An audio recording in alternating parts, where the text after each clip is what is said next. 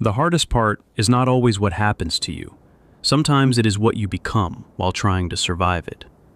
You answer the message before you have even finished feeling it. You smooth over the tension before anyone else has to sit in it. You notice the mood in the room before you notice your own breath. And somewhere along the way, being the strong one stops feeling like a gift and starts feeling like a job you never applied for. There is a kind of exhaustion that does not look dramatic from the outside. You still function, you still show up, you still smile at the right moments, but inside, something has gone dry. You can feel it in the jaw that never fully unclenches, in the shoulders that never really drop, in the way your body braces before the phone even rings. It is as if your nervous system has learned one rule: stay ready, stay useful, stay composed, stay strong. And maybe that is exactly how people learn to love you. Not for your softness, not for your need, not for your vulnerability, for your capacity to carry what others could not hold. But this is where the story gets deeper, because always being the strong one is not just a personality trait. In Jungian language, it can become a persona, a mask, a social identity built to survive a world that rewarded your endurance and ignored your pain. The persona is not fake in a simple way. It is often born from necessity. It says, "This is the version of me that keeps me safe. This is the version that gets approval. This is the version that does not burden anyone." The problem is that what protects you for a while can imprison you later. You begin by being strong because you have to. Then you keep being strong because people expect it. Then you keep being strong because you no longer know how to stop. And when you finally try to put the weight down, something strange happens. You feel guilty. You feel weak. You feel selfish. You feel exposed. The room feels too quiet. Your own needs feel almost embarrassing. You may even hear an old inner voice telling you that if you are not the one who holds everything together, then everything will fall apart. That voice is not wisdom. It is a complex. And complexes, as Carl Jung understood them, are not just ideas. They are emotional knots. They are old patterns of feeling and reaction that take over when something in the present touches a wound from the past. So when your body panics at the thought of not being the strong one, it is not only reacting to today, it is reacting to everything that taught you that your value depended on your usefulness. Maybe you were the child who noticed too much, the one who kept the peace, the one who read the room before entering it, the one who learned that emotional stability was not something you received, but something you provided for everyone else. Maybe your strength was praised so often that your distress became invisible. Maybe your tears were inconvenient. Maybe your anger was too much. Maybe your needs were answered only when they became impossible to ignore. So you adapted. You built a self that could handle pressure, a self that could be counted on, a self that could absorb the chaos without breaking. And yes, there is dignity in that. There is real dignity in survival, real dignity in resilience, real dignity in the person who keeps going when life is heavy. But there is another truth hidden inside that dignity. If you are always the strong one, you may never discover who you are when you are not performing strength. That is a frightening sentence, because it touches the place where your identity and your wound have become almost the same thing. Maybe you have noticed that people are comfortable leaning on you, but not always comfortable seeing you. They come to you for advice, for calm, for perspective, for emotional labor, for forgiveness, for understanding. They tell you that you are amazing, grounded, strong, mature. And some part of you lights up when you hear it, because being seen feels good, even if it is only the useful parts of you that are being seen. But then you go home, or close the door, or sit alone at night, and the praise feels hollow. Because no one asked how heavy it was, no one asked what it cost, no one asked whether the strong one was tired of being strong. This is where the shadow begins to speak. In Jungian psychology, the shadow is not simply the dark or bad part of you. It is everything you have pushed out of your conscious identity because it did not fit the role you had to play. If you became the strong one, then your neediness may have gone into the shadow. Your anger may have gone there. Your resentment, your exhaustion, your longing to be held, your wish to stop being reliable for one moment and let someone else notice you without having to earn it. The shadow is not trying to ruin your life. It is trying to return what you abandoned. And that is why the strong one often feels a quiet pressure building inside, a strange irritability, a deep fatigue, a sense of being emotionally crowded. You may not have a dramatic breakdown. You may simply start feeling less alive, less present, less patient, less willing to keep carrying everyone's feelings as if they were your responsibility. People around you may not understand the shift. They may say you have changed. They may say you are colder. They may say you are not as available as before. And perhaps the most painful thing is that they often mean it as criticism, when in fact your body is finally asking for relief. This is where many strong people get trapped. They mistake their exhaustion for failure.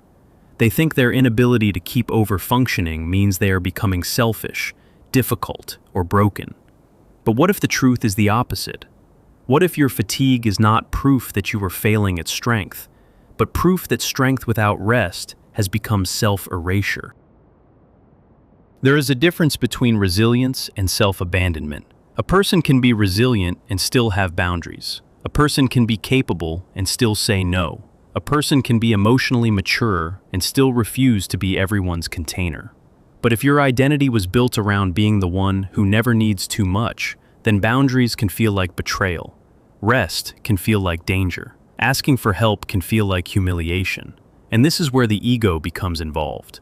The ego, in Jung's framework, is the center of conscious identity. It is the I that says, "This is who I am." But the ego is not the whole self. It can become rigid. It can cling to an image. It can defend a role long after that role has stopped serving life. The strong one is often an ego structure built around competence, control, and emotional containment. It says, if I stay composed, I stay safe. If I stay useful, I stay valued. If I stay strong, I stay needed.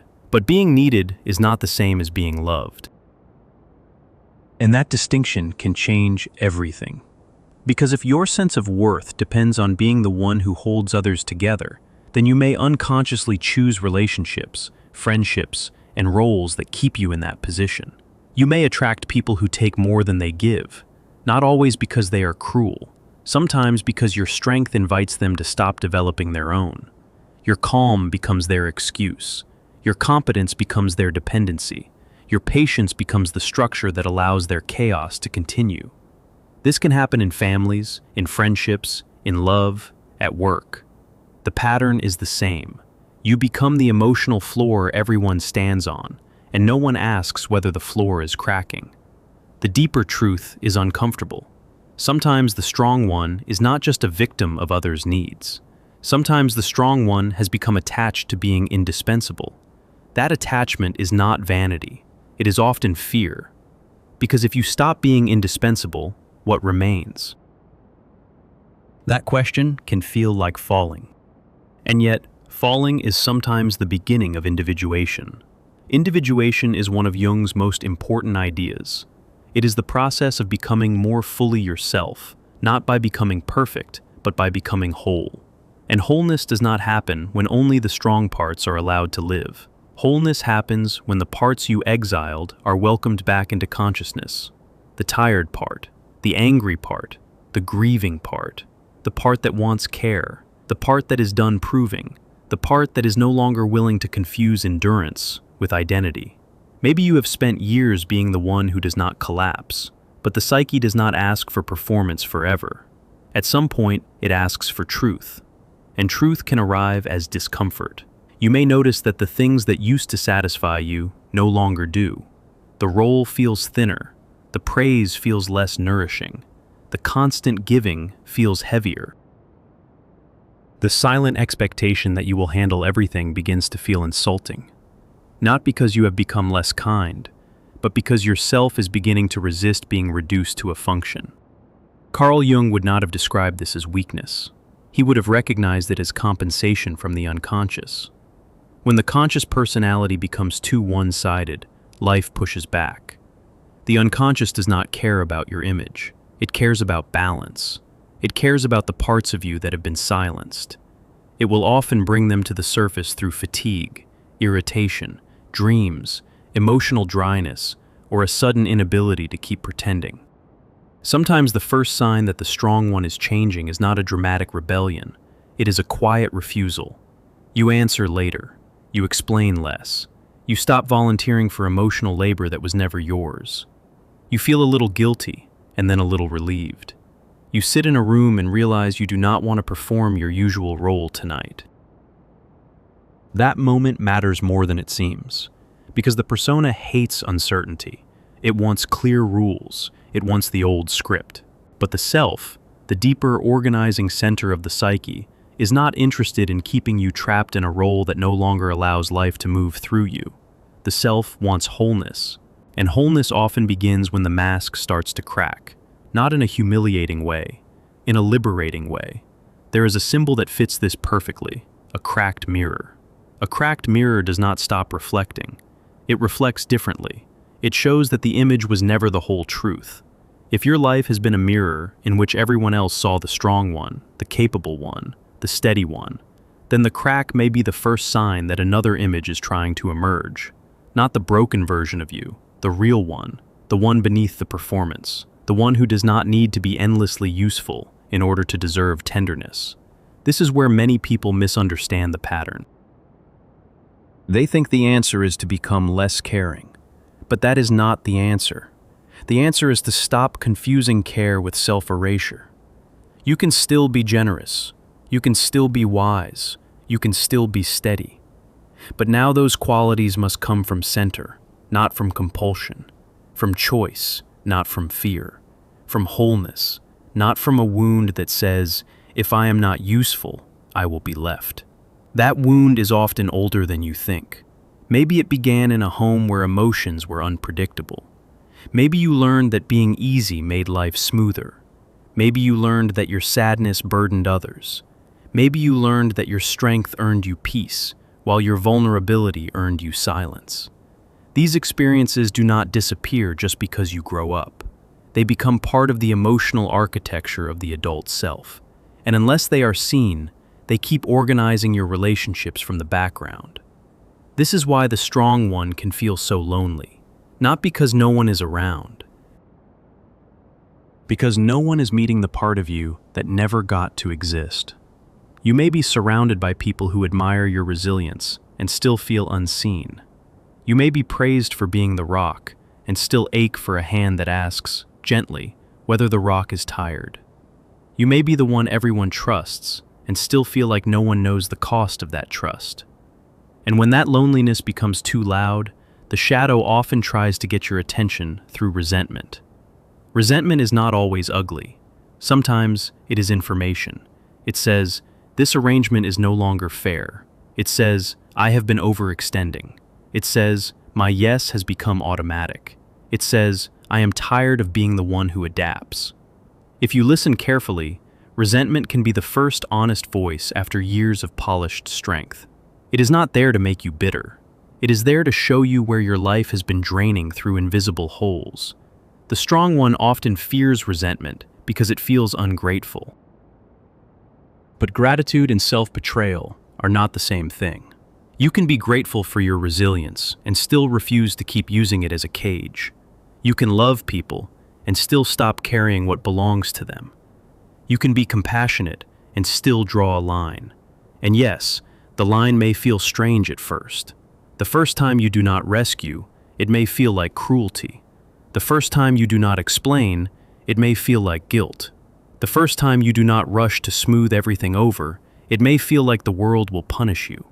But often, what actually happens is this. The people who depended on your over-functioning will react to the loss of your old role. They may push back. They may become confused. They may even accuse you of changing. Let them be confused. Confusion is sometimes what happens when an old system loses its favorite support beam. This does not mean you have to become cold. Coldness is not the goal.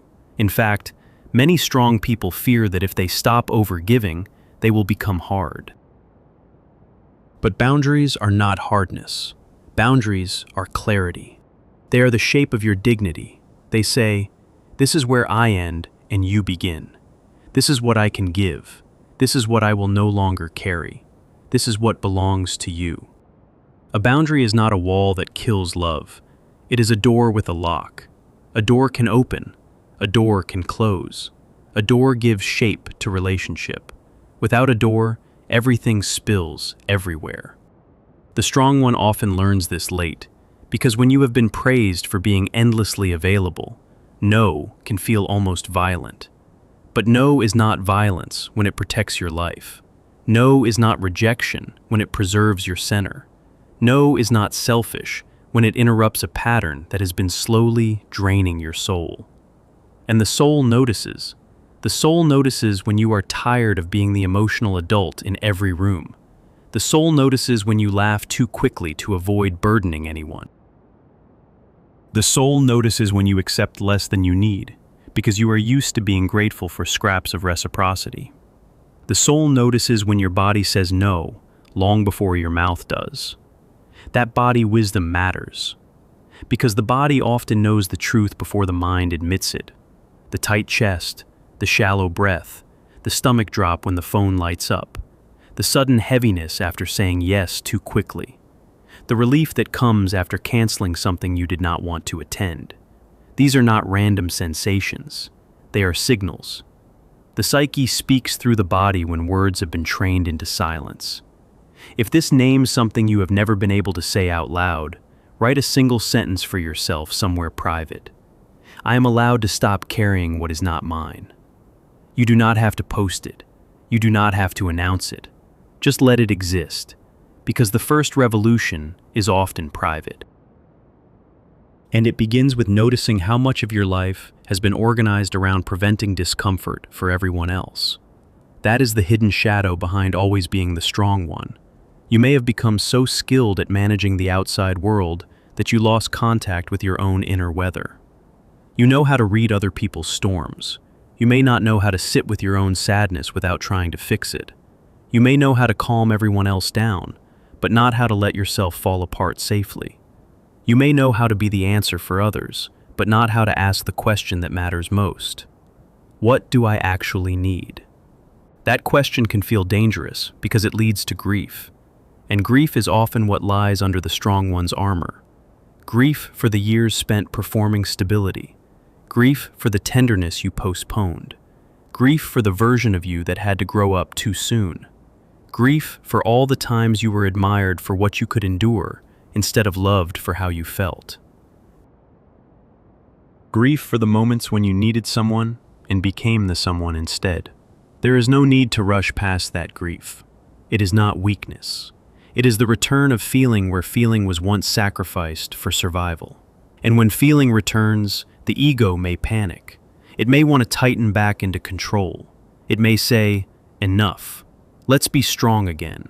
Let's not go there. Let's not need too much. Let's not become a burden. But the self is wiser than the ego's fear. The self knows that a life built only on strength becomes spiritually flat. It can look impressive and still feel empty. It can look competent and still be disconnected from the deeper pulse of aliveness. The strong one may have everything working on the surface and still quietly wonder why joy feels distant, why rest feels impossible, why intimacy feels complicated, why being seen feels unsafe. Because being seen is different from being useful, and many strong people have never learned the difference. To be seen is to be known in your limitation as well as your capability. To be seen is to be loved when you are not performing. To be seen is to let another person witness the moment when you do not have the answer. That kind of visibility can feel terrifying if your whole identity was built around being the one who never wavers. But it is also where real connection begins. Not the connection that depends on your usefulness, the connection that can survive your humanity. This is where the shadow becomes a teacher. It shows you where your yes has been automatic. It shows you where your care has been compulsive. It shows you where your strength has been hiding fear. It shows you where you have been loyal to a role that no longer fits the life you are trying to live. And once you see it, you cannot unsee it. That does not mean the change is instant. It means the unconscious has begun to lose its power over you. The pattern is no longer invisible. The persona is no longer the whole story. The strong one is no longer the only available self. Something softer, truer, and more sovereign begins to emerge. Maybe it looks like slower replies. Maybe it looks like fewer explanations. Maybe it looks like asking for help before you are already empty. Maybe it looks like leaving a conversation before you become the therapist, the referee, or the emotional shock absorber. Maybe it looks like sitting in silence and realizing that silence is not emptiness. It is space. Space for your own voice to return. That voice may be quiet at first. It may not sound heroic. It may simply say, "I am tired," or "I do not want to do this anymore," or "I need more than this," or "I deserve to be cared for too." Listen to it. It is not making you weak. It is making you whole. The strong one is often the one who has forgotten that receiving is also a skill. Letting others support you is not a failure of character. It is part of being human. The psyche cannot remain balanced when one side is permanently overdeveloped. If you have spent years giving, you must learn the art of receiving without shame. If you have spent years holding, you must learn how to be held. If you have spent years being the answer, you must learn how to live inside a question long enough for a new self to appear. That new self will not be built from performance. It will be built from truth.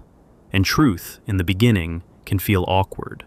You may not know how to be less available without feeling guilty. You may not know how to let someone else handle their own emotions without feeling responsible. You may not know how to rest without earning it. You may not know how to say, "I cannot carry this today," without hearing an old voice call you selfish. But every time you choose honesty over automatic strength, the old complex loses a little of its grip. Every time you notice your body tightening and choose to pause, you are practicing individuation. Every time you stop rescuing what was never yours to fix, you are reclaiming the self. Every time you let someone be disappointed without rushing to repair their feeling, you are stepping out of the old persona and into a more mature life. And maturity is not the same as hardness. Maturity is the ability to tell the truth without abandoning compassion. It is the ability to care without collapsing. It is the ability to remain open without becoming available for exploitation. It is the ability to be strong without making strength your prison. The old version of you may still appear when pressure rises. That is normal. Complexes do not vanish because we understand them once. They return in moments of stress, old settings, old relationships, old family dynamics, old fears. But now you can recognize them. Now you can say, "This is the old role trying to take over. This is the part of me that thinks love must be earned through endurance.